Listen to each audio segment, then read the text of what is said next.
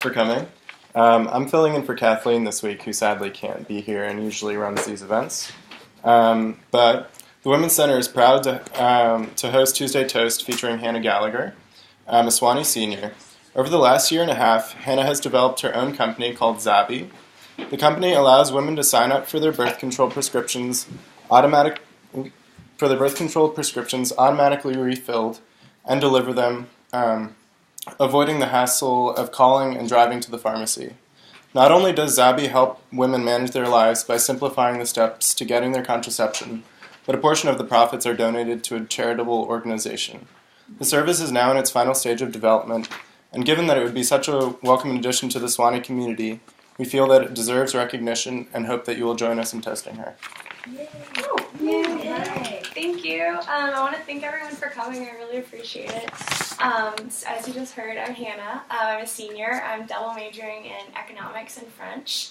And today we're going to talk about birth control. I really believe in the concept of paying it forward and women supporting other women.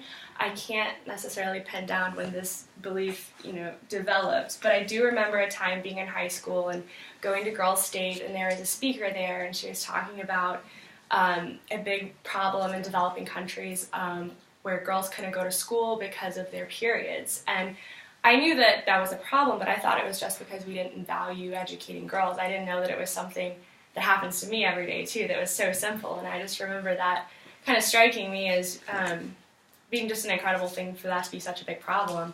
And the same speaker, she really emphasized standing on the shoulders of giants and how we had so many great women to thank for where we are today, but because of that, we also need to turn around and help somebody stand on our shoulders as well.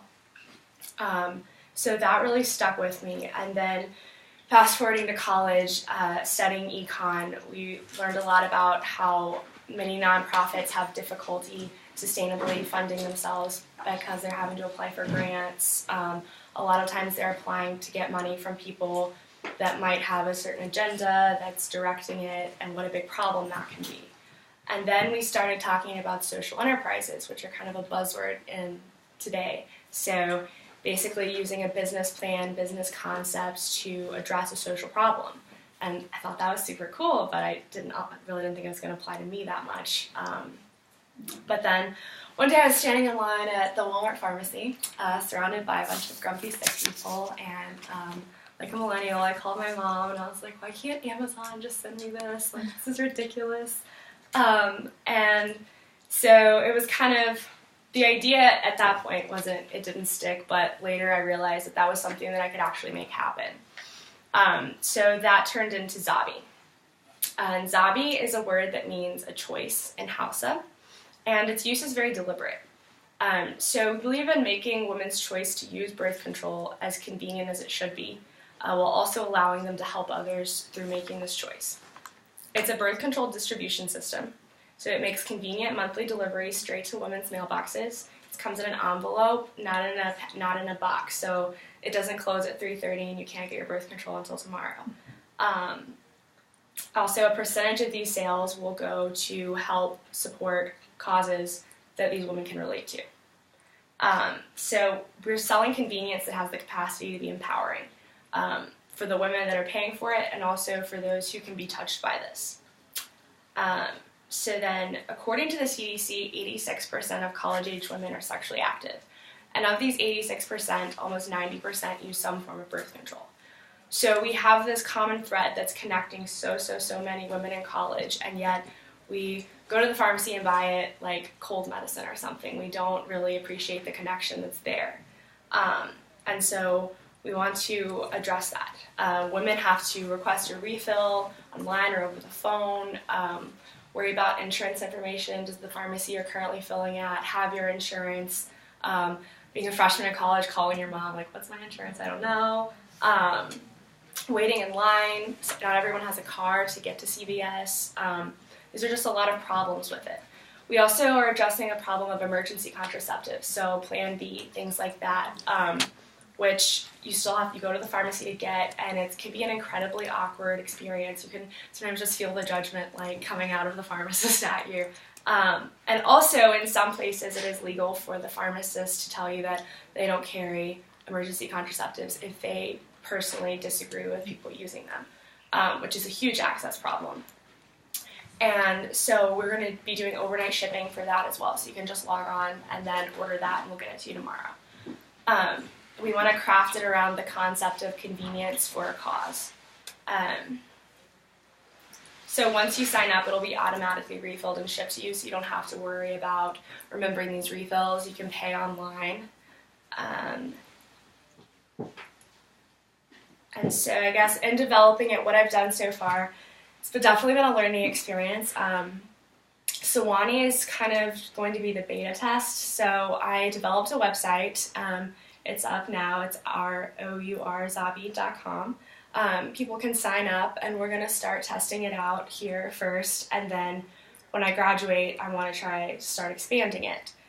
So initially through the Southeast and hopefully nationally. Some of the problems there come from the fact that pharmacy is regulated by state board, and so you have to get out-of-state licensing in each state that you go to.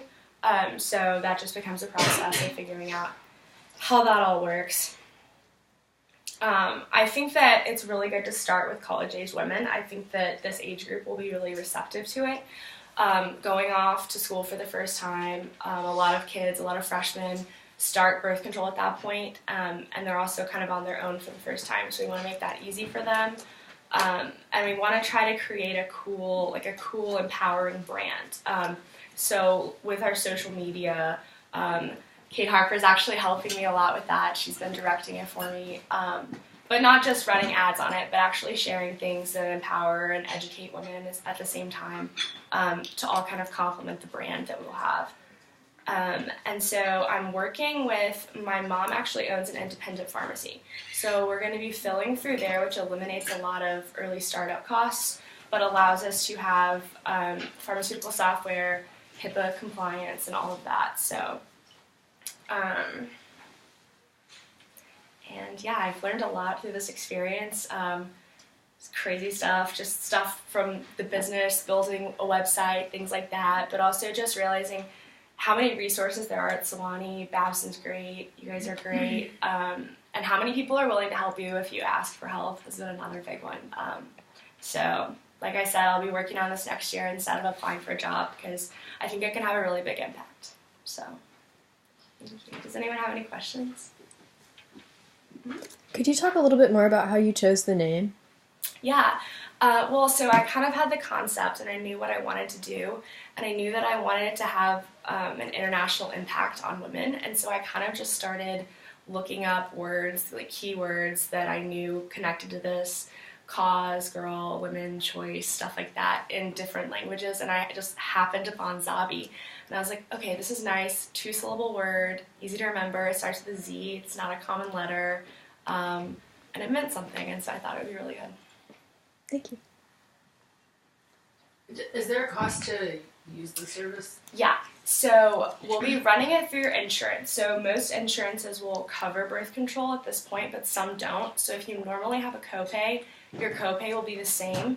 And then we're still trying to figure out the cost structure. Right now, I have it's $5 a month for the service, So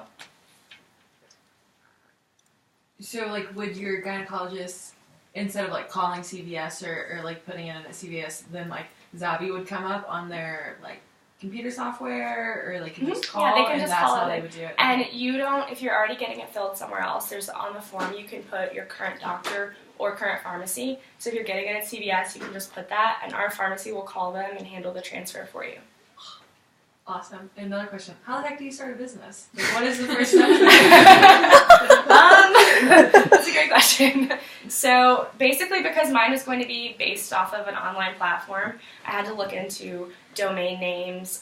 So Zabi.com was taken. Someone owns that, but there's nothing on it. Just in the big, when the internet went up, a lot of people went through and bought domain names, but the person wasn't responsive when I tried to buy it from them, so I just went with our Zabi, so it's our choice. And I used Wix.com actually, so I used an online editing platform to make it, simply because I didn't want to spend a lot of money having a developer make a big site without first proving the concept. So if it wasn't going to work or we can't make money on it, we don't want to invest a large sum beforehand. So doing that, ordering envelopes, labels, things like that, which actually I participated in the Sewanee Entrepreneurial Challenge and won a $5,000 grant from the Babson Center, which paid for some of that, which was helpful. And then just kind of jumping in and figuring out how to swim, I guess. And then are you like asking other people for like finances, or are you kind of like investing a lot into it to get it going, or how does that sort of work? Yeah, so right now I'm trying to keep all of the startup costs really low, just to test out the idea, and then Launch Tennessee, which is a statewide entrepreneurial kind of thing, is going to be doing a contest at the end of the year for all of the winners from each school that participate. So I'll do that and compete for more prize money. But right now, I don't actually need any more funds to get it going. And so hopefully, as it grows in Tennessee, I'll just be able to continue reinvesting the money and grow it that way. If it get to a point where I realize that I'm growing so fast that I absolutely need XYZ, I think that I'll be able to go to angel investors or something like that and exchange equity for investment. Awesome. Mm-hmm. So have you established any relationships with the like giving back side? Yeah, so that's been a big challenge. I've been working on that. I've been just doing a lot of research on different nonprofits. Mm-hmm. Originally, when I thought of this idea, I wanted to kind of have a foundation and a business running simultaneously, but in diving in, I realized that was just a lot to do at once. Mm-hmm. So I think the best avenue will be to partner with a nonprofit, and then maybe eventually we could scale up to kind of running our own campaigns in the future, obviously. So I've reached out to some nonprofits, and I haven't gotten a response from any. So what I'm going to do is I'm doing research still, but we'll be able to, as we take orders, donate the percent that we decide on, go ahead and start sending the donations to the organization, and then hopefully once the money becomes like substantial, they'll communicate with us. It's just hard to be like, hi, I'm a startup, do you want to be my partner? Yeah. So I've just been looking at stuff like that, really trying to find organizations that I found Days for Girls International, which does, but that's more like pads and things like that. But I've been trying to find some that focus on access to family planning specifically so that it can really connect to what we're doing. That or programs that are just like empowering in general. Mm-hmm. So I'm still working on nailing that one down. Yeah, but it's like already a part of your plan. Mm-hmm. It sounds that's awesome. Mm-hmm. Did you always know you were going to go into business, or did you just like have this idea and were like, okay, like I'll be a businesswoman? The second one. I was pre-med, like so many freshmen when I came to Sewanee, and then I liked numbers enough to do economics, but I wasn't really sure what I was going to do with that. And then I kind of just thought of Zabi and ran with it. How do you, like if, something's going to a SPO or like, a mailbox, how do you make sure that it's going to the right person? And, how do you kind of reconcile if somebody, I know that's partly on the postal service, but I'm just imagining there has to be all sorts of liabilities in terms of like, if somebody's birth control goes to the wrong person, or if, a lot of like, I've heard of some other medications where you have to like sign for it. Mm-hmm. So is that just more of like a legal sort of loophole, or? Yeah, it's partly legal, and then so when shipping, you can pay, it's extra, but you pay for tracking essentially. Mm-hmm. And so you have the numbers tracking and you can prove that it was delivered to this location. I'm not sure that there's a lot that we can do about if the people at the SPO put it in the wrong mailbox. Yeah. I think that's one of those things where you're going to have to be like, X% of error exists always. Mm-hmm. But birth control isn't as highly regulated as a lot of medications that you might have to sign for. And it's actually being deregulated in some places in Oregon. I know that pharmacists can now prescribe it.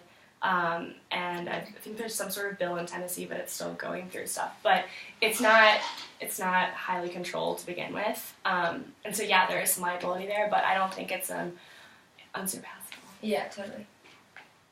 That's awesome. And I'm just guessing too, like if you're studying abroad or if you're like home for the summer or something, you can like go on and change your address and then it'll be shipped to that address. Easy peasy. Okay. Mm-hmm.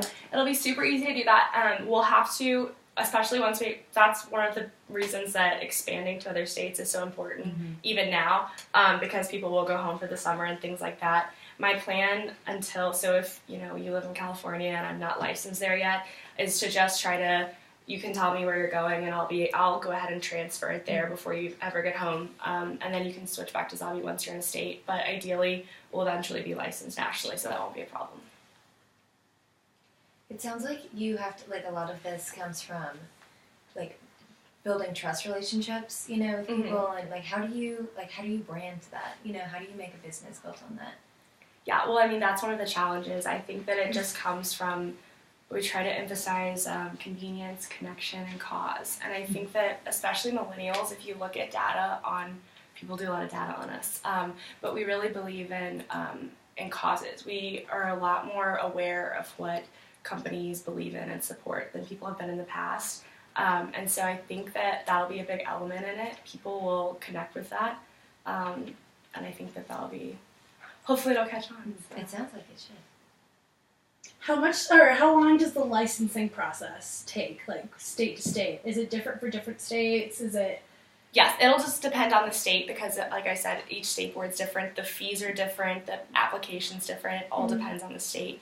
And so there's actually there's a pharmacy in Chattanooga, and he ships to 44 different states. And so I'm trying to meet him for coffee in the very near future to be like, how did you do it? So I'm hoping that will clear up a lot of the questions that I have.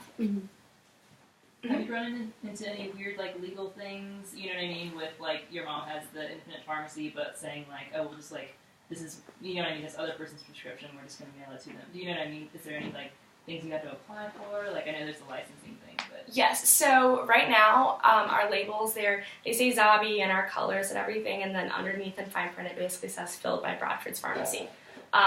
But the thing is, so there are third-party companies that you pay a fee to every year that collects money from insurance companies and then send the pharmacy a check.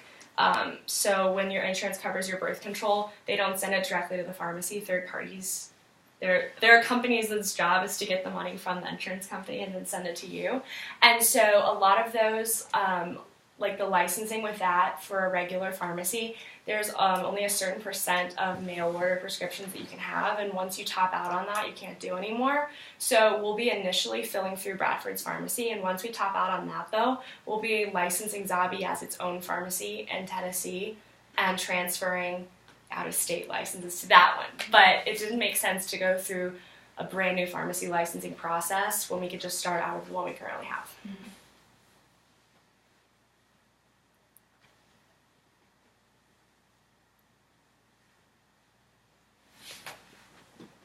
Okay. Well, thanks for coming, y'all. If there are no more last-minute questions. Couple announcements really quick. There's a Anita Goodstein lecture in Gaylor Auditorium tomorrow at 7 o'clock, and it's on Margaret Sanger, who was the founder and creator of Planned Parenthood.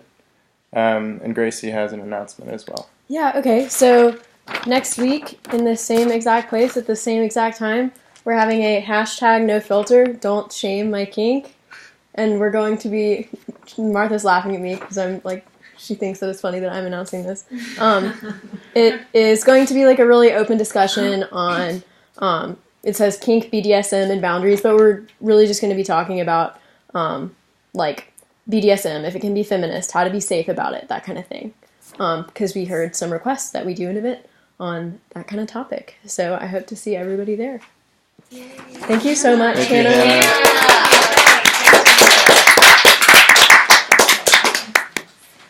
Yeah, this is dope. Thank you.